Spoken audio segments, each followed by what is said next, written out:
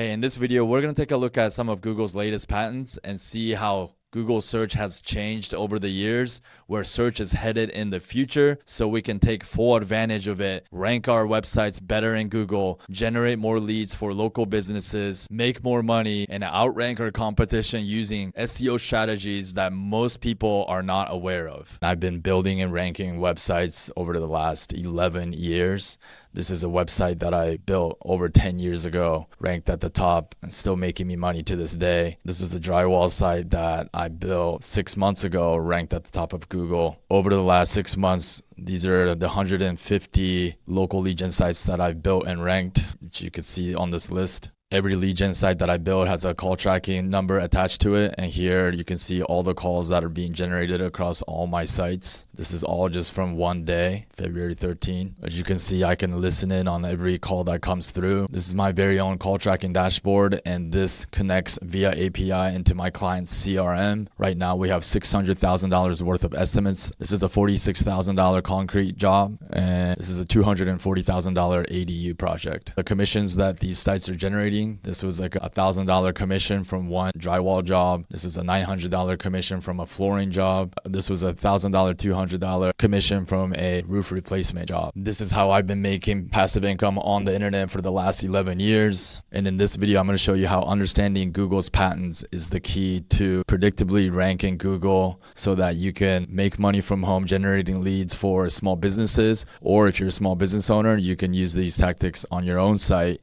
to get better rankings. All right, so the future of SEO, vectors, patents, and rankings in 2026. So how Google's latest breakthroughs impact search and what it means for local businesses visibly. In this video, you'll discover that you can rank a website without being confused about the algorithm, relying heavily on expensive backlinks, and worrying about losing rankings. Google can become predictable once you understand the patents that it's operating under. Traditional SEO was simply about finding keywords with search volume, and you would create an article that target that keyword, and you would stick related keywords into that article and hope that you would rank. Now, Google is more of a hybrid search engine. It still uses keyword, but it also will look at the site in its entirety and what kind of topics that the site is covering. It no longer just works on keyword one-to-one matching type of technology, which is quite basic. It now uses large language models, NLP, which stands for natural language processing, to really understand the context of the content to serve up the right articles for every search query.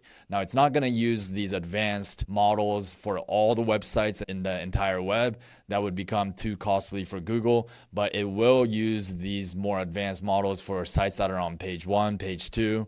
It'll begin testing sites and start reading your content. So you have to understand how it's doing that and how you can stand out from your competitors so that you actually rank. All that to say is today, there's more things to pay attention to when it comes to SEO than simply just finding keywords and writing an article for that keyword and try to make your article better than the competitors. You have to understand different things like BM25, PageRank, knowledge graph. And a knowledge graph is basically Google mapping out all the different types of words, brands, entities of the whole World Wide Web and connecting different topics to each other to really recognize the relationship between different words with other topics. This way of organizing all the different words on the World Wide Web has allowed Google to not only just read your content, but understand the context of various topics that should exist within the article. And it's also a technology with a feedback system, so it's always trying to constantly learn things, right? So think of it as like a human brain. If you provide new unique information to that knowledge graph, Google will begin recognizing you as the authority, even other sites that may even have better backlinks than you. This video illustrates what a knowledge graph is quite well, so let's take a look. It began simply enough, but quickly became complex. Everyone pedaling to keep up a losing battle, add more people, but the cost,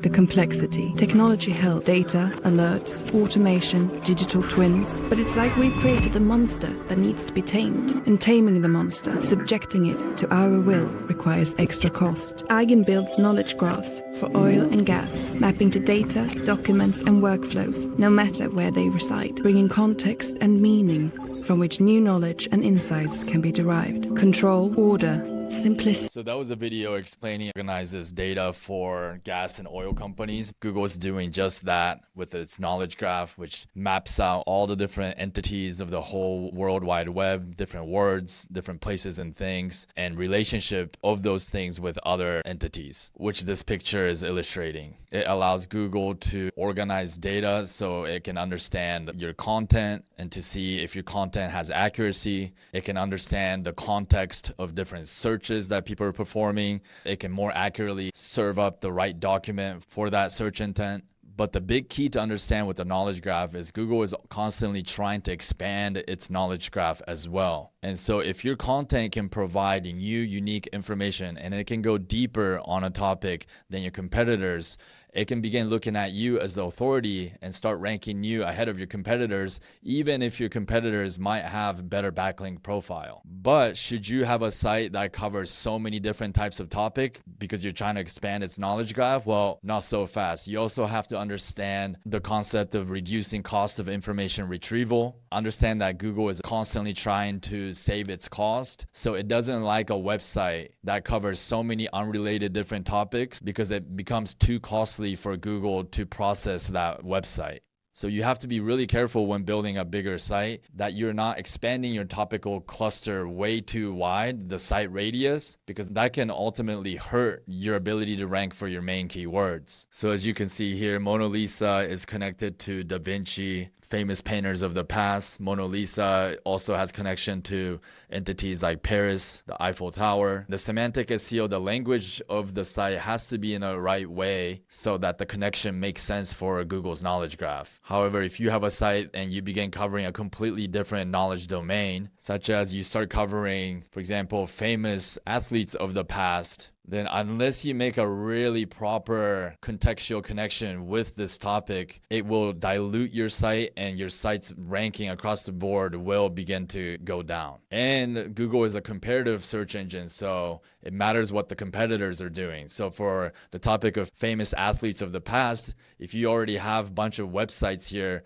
that are covering that topic in a very deep way, and they're only focused on famous athletes of the past, well, it's cheaper for Google to rank these sites as opposed to large bloated site that's covering all kinds of different topics that it has to process. Now, how would this apply for local businesses? We'll get into more of that here in a little bit. Next very important thing to understand is how is Google accomplishing this? How is Google reading the content, matching different documents? It is using what's called a vectorization of the English language. This is literally a breakthrough for Google, and it has allowed Google to do much more granular matching of search queries at a massive scale. Google now has the ability to match specific passages or specific sections within your content to specific search queries or search intentions. One document, one article could have multiple different vectors that it could rank for multiple different keywords. And this is how you can begin to create an edge against your competition. So to explain vectorization in a very simple way, let's take, for example, this sentence here. Google's patents reveal a future of where search is headed. What Google has done is it has created a vector for every single word. So a vector is like a mathematical model of every word in the English language. It created all these different vectors for each word, and it can read this content and understand the relationship between both each of these words,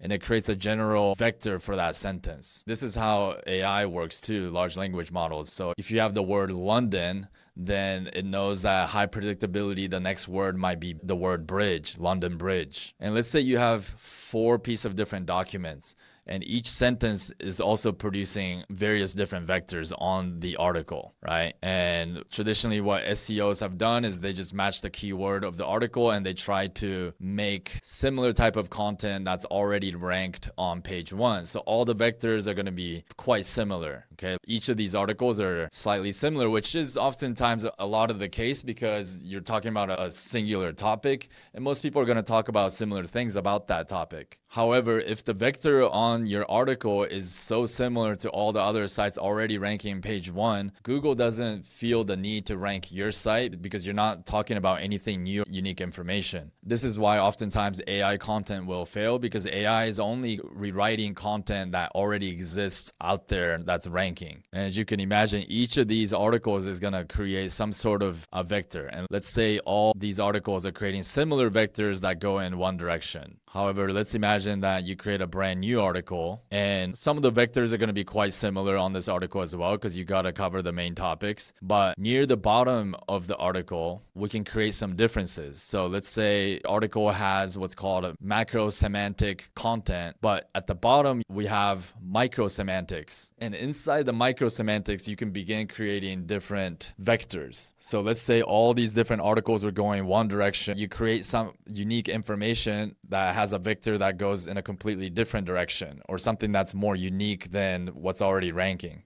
But this content is something that increases the relevance of the main topic. So it's not some random content that you place in there, but it is unique. So what it can do is it can fill in the knowledge gap that exists in its knowledge graph. Now you're helping the Google's knowledge graph become more informed. For example, you have a page about commercial roofing, and most of the companies are going to be covering different types of commercial roofing services that they do. But on your site, not only do you cover the different services, but you cover even more different types of services that other companies are not covering. And you also begin talking about different materials or different technology when it comes to commercial roofing.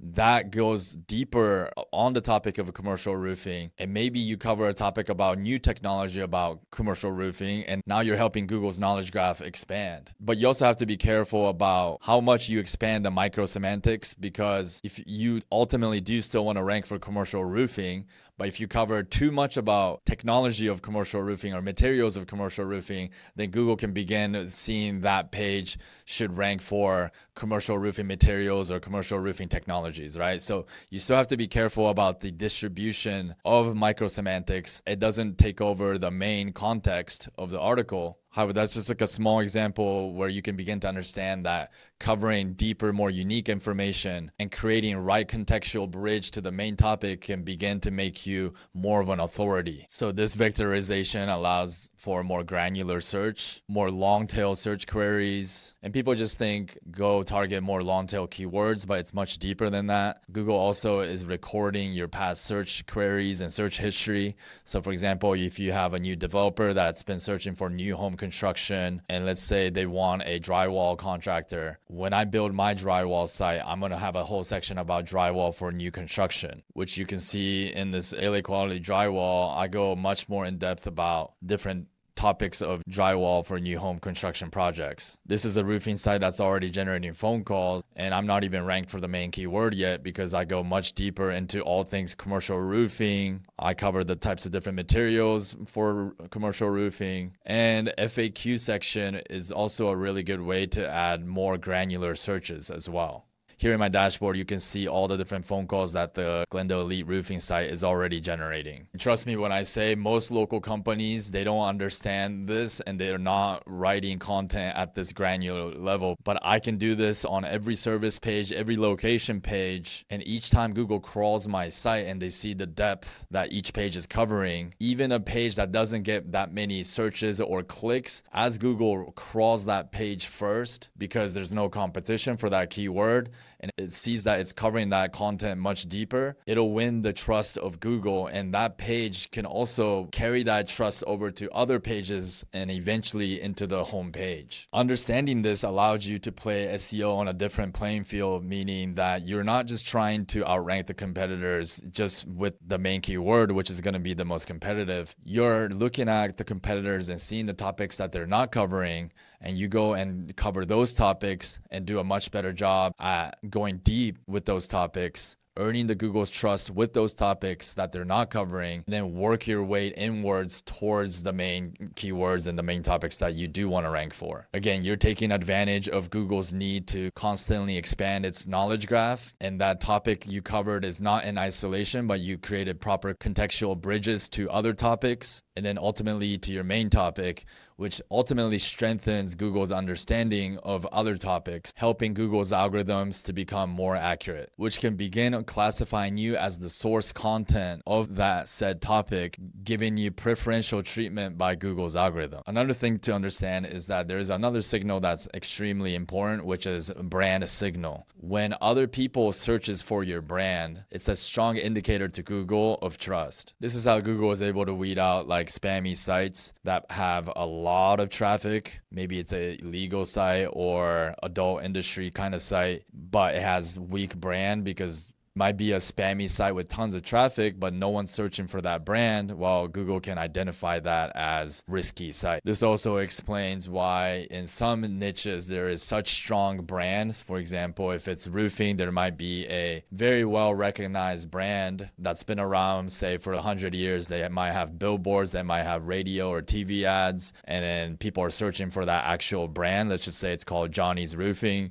Because it's getting direct brand search, is ranking really well in the search engine. And that explains why some sites you may look at it and might have very low quality content or low quality backlinks, but it's still dominating the search. Which is also why in my community, I teach students to create brands that are getting some search demands, including things like the city or the main keyword. And I go a little bit further as well, where we can begin to pick up these brand search signals, or at the very least, Google can't tell the difference. I covered this earlier before, but one page should really focus on one topic. There's no tools out there that can effectively do this. You really have to analyze the SERP and look at that topic. And you might want to cover a different topic that's related, but don't take up too much real estate on that page. Otherwise, it'll dilute the focus of that article and you won't rank good for both. Sometimes it might be worth it to create two different documents if you're covering two topics that other sites are doing a better job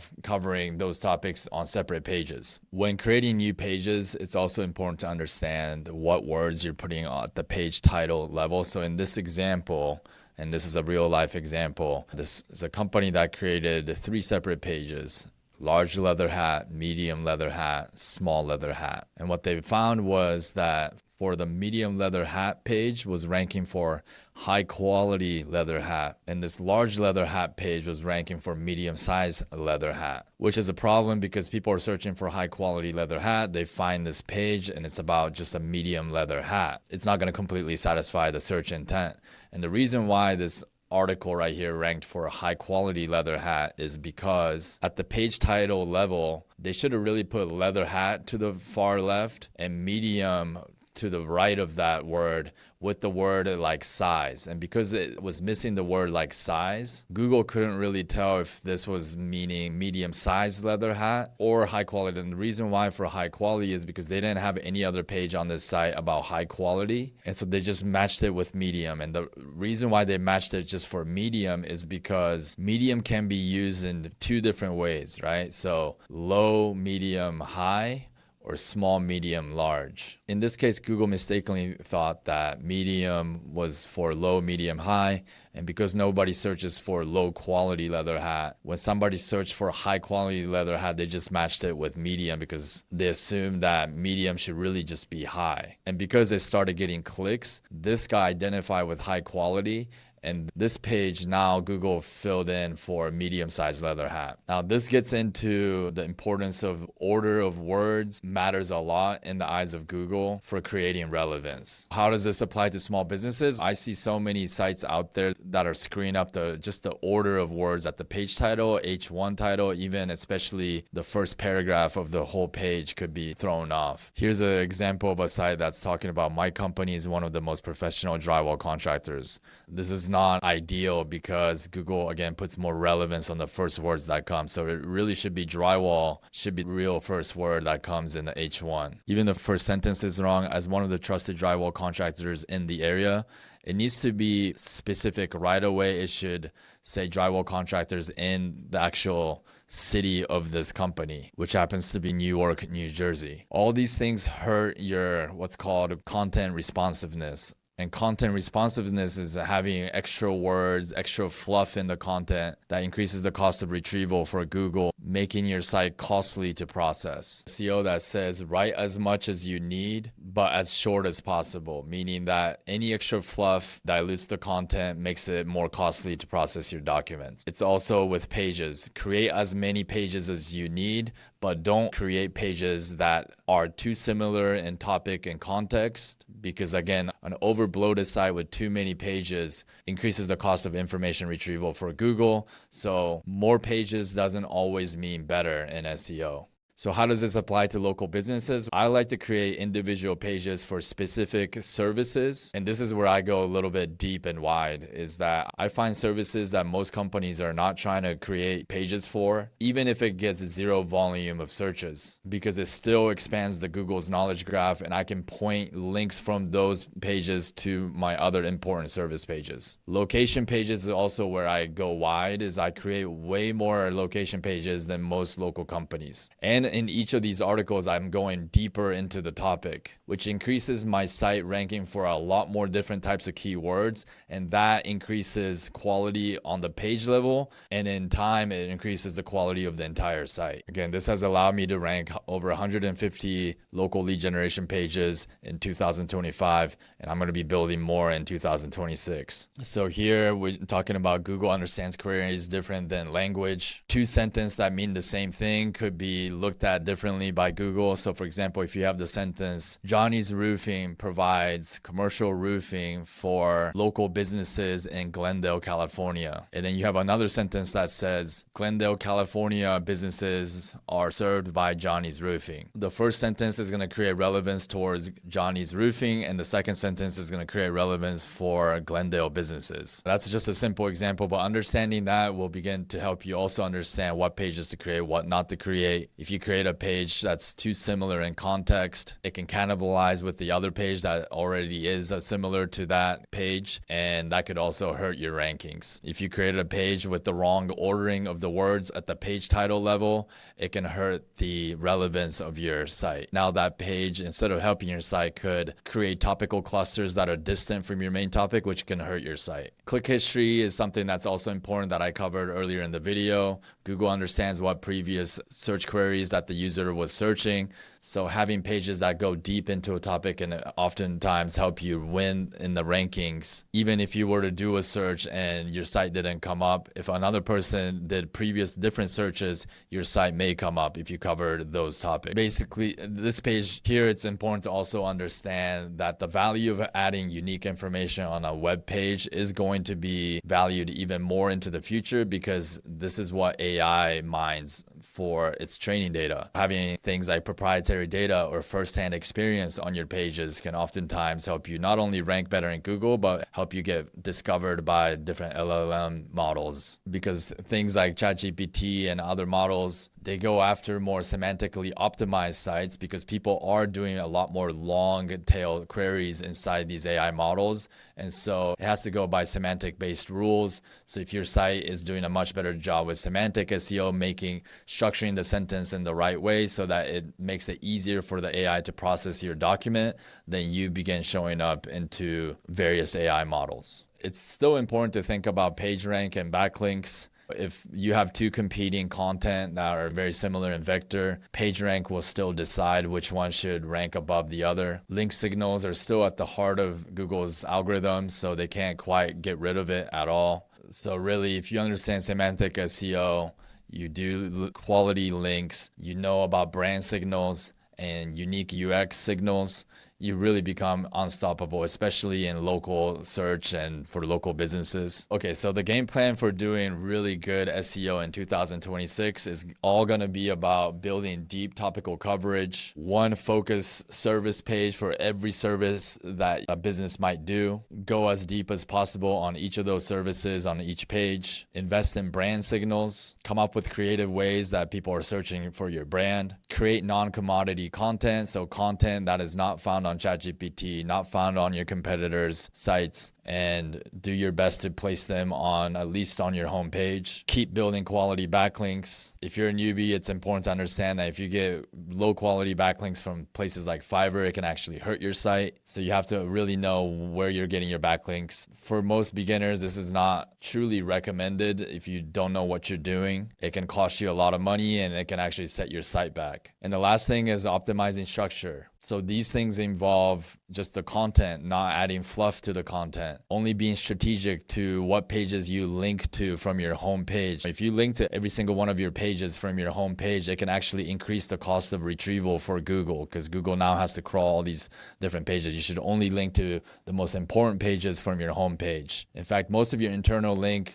from all the other pages that you're building on your site should be linking inwards towards your homepage instead of the other way around. And not creating unnecessary pages that's not filling in on a knowledge graph. So if you want to learn more about how you can utilize these strategies and understanding search engine on a deeper level so you can get dominant rankings with Google and generate more leads for your business, or if you're somebody just looking to get coaching on this so you can build these sites on your own, generate leads for other companies, and start making money from home. These sites produce long-term passive income, and I'm one of the best at teaching this. So click on the link in the description. I can either help you make money with this by generating leads for other companies, or if you own a business and you want me to help your business get more leads, there's a separate link there for you as well. If you have any questions about anything in this business, comment below and I will personally answer your questions. Subscribe to this channel because I will be dropping more info about patents and deeper understanding of search on this channel. Hope to hear from you guys soon. I'll see you in the next video.